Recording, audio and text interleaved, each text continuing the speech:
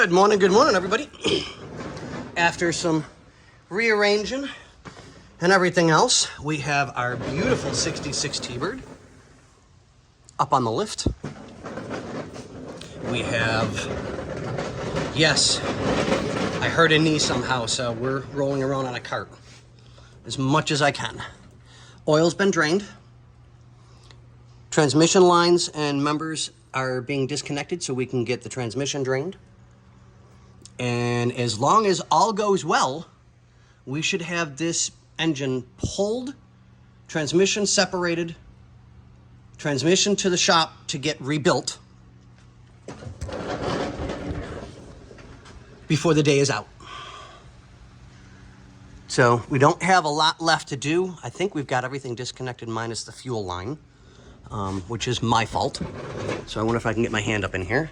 See if we can. We can. Okay.